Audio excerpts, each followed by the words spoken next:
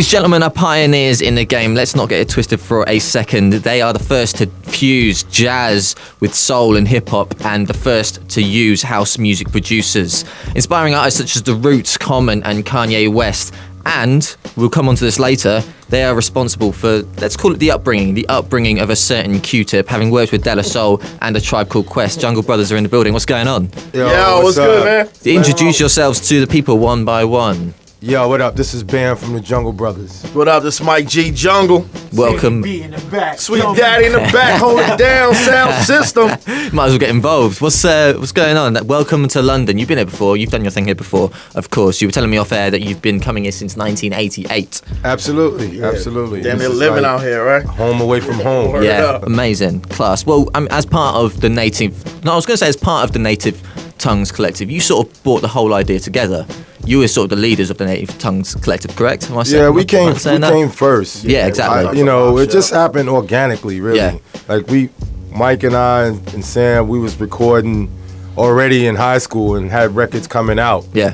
And it's the same with the other groups. They were doing their thing, but they didn't have any records out. Yeah. And so they were looking towards us as inspiration and stuff like that, and we had the same vibe. And so once everything came together, like Q-Tip went to school with us, Ali went to school with us. Yeah.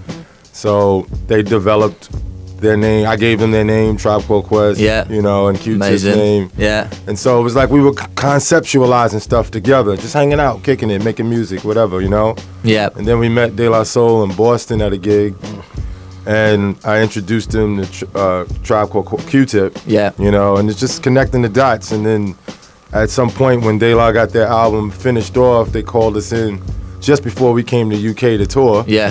To do Buddy. Yeah. And that kind of like put that record and that video is what like branded it, like put it all together. Amazing. You know what I mean? Like, these guys are together, they're working together, this is cool. So definitely leader of Native Tongues, and you said yourself that, we set the vibe off. right, exactly. Not only did you set the vibe off, but you gave A Tribe Called Quest, De La Soul as well, their name? No, not De La Tribe Soul. Called Quest, their name, and Q-Tip, one of the most, let's be honest, Q-Tip is one of the most influential rappers, producers Absolutely. in the game. Absolutely. He has been here, for 20 plus years.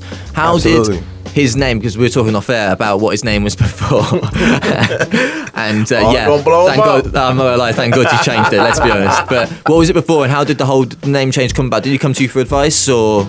Yeah, How did it his come about? name before was Jay Nice. That's Yeah. simple. He was doing his LL Cool J thing back then. Right. Lyrically. Yeah. And he still needed to come into his own. And so he started to come to the studio with us. And one day Ali Shaheed called me and said, "Yo, man, we need a name for Q-Tip. Right. Or John, whatever. Yeah. And it was an honor to hear his voice say that on the phone, like, "Yo, can you come up with a name for John?" Like, I was like, "Yeah, sure," Yeah. And yeah, that's what Amazing. I came up with Q-Tip because they're from Queens. I was already calling them Quest, Yeah. so I was like, okay, there's the Q. And then the slang we used to use back then was, get off my tip. Yeah. When somebody was sweating you or really like what you was doing, he's like, "Yo, this person's on my tip." Yeah. So I was like, all right, Q-Tip, that's the name. Amazing. You should be getting royalties for that. Every single time he thinks it, writes it down, Word up. says That's it. great. Anytime It's it all appears in a good. song, you should be getting royalties I for feel that. good, like, people come to me and they like, yeah, Jungle Brothers, Native Tongue, yeah, Tribe Called Quest. I'm like, yeah, that name's coming out your mouth Right. because I put it there. Right, exactly. You know what I mean? Same thing with Beat Nuts and Juju. I named Beat Nuts and Juju. Yeah. It was the same thing. I'm honored. We need a name for the group. Can you name us? So it's like a naming ceremony type of thing, That's mental. I'm stood in the room with gentlemen. If it wasn't for you, there would be Right. no Q-Tip, no Right. Tribe Called Quest. That is mental. Do you think anything changed in particular with regard to lyrics, marketing, anything to do with the game at all between where you began and say the mid-90s, the Nas, Tupacs, and The key word you just said is game. Right. We never referred to this as a game. Right. Yeah, it was always an art. It was the art form. like that. You say the art form. Yeah. And then when the industry came in, then you started hearing the game. Right. I want to get in the game. Yeah. Like you put your uniform on and go sign a contract and get put on a team. Yeah. and you're in the game. You Yeah. know? Political almost. So it changed. It changed. That one word was the biggest turning point. Yeah. Because then it became more about marketing, Numbers, sales. your image, Yeah. a formula, Yeah.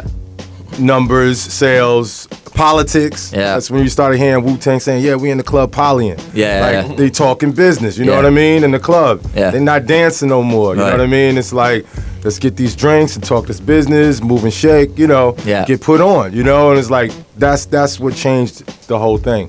Okay, well, I've got to ask you still, because I'm going to do this. I'm going to do this for the 2000s as well, and probably today as well. Who would you say your top 3 rappers of the 90s were?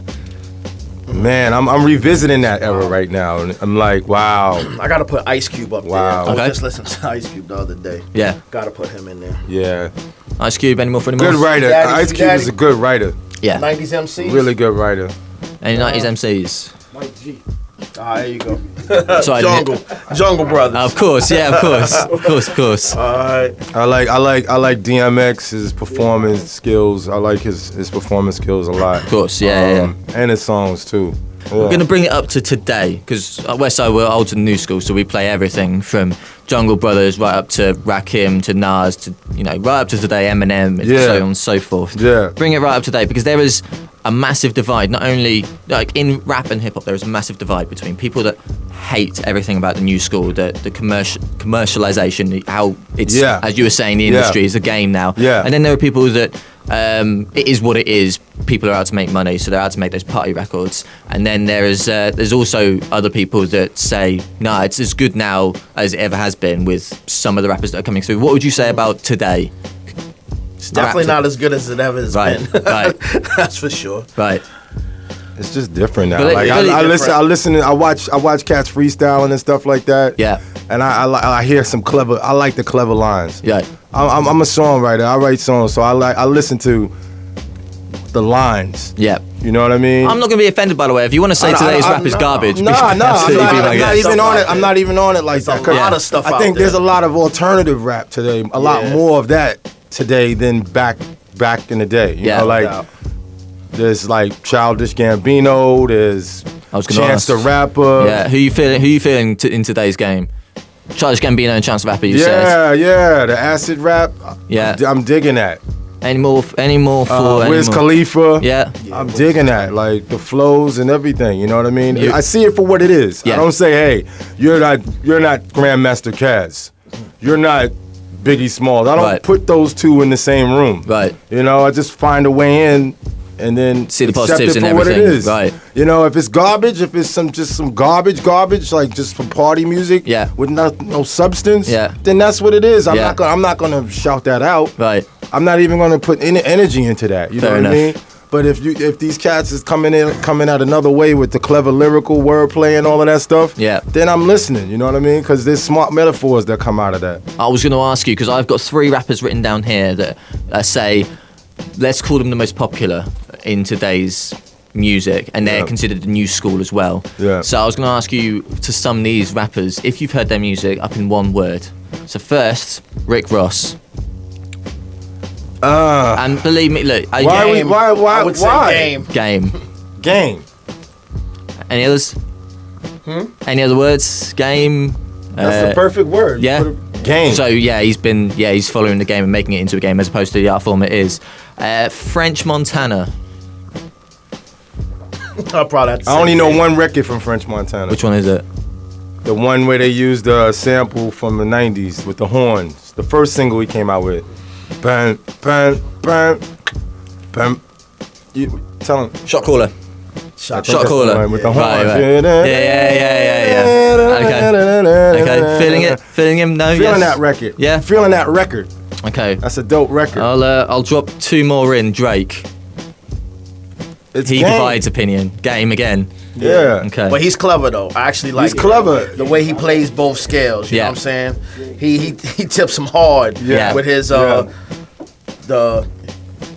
He's got his backpack He does- when he he gets does- he does- lyrical. he does his and he emo- does his real soul. He lets his soul out when he does his I don't want to say girly rap.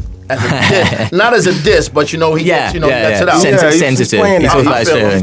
He's playing that. Yeah, he talks about his feelings. Let's go with that. The emo R&B dude. He goes with his feelings. Yeah. We'll say it like that. You got your Keith Sweats. Of course. Yeah, of course. Of course. That's what he's doing. Yeah, fair enough. I'll be sure and all that. Yeah. Pretty Boy Floyd type of business. Would you compare Drake to LL Cool J back in the day? Nah.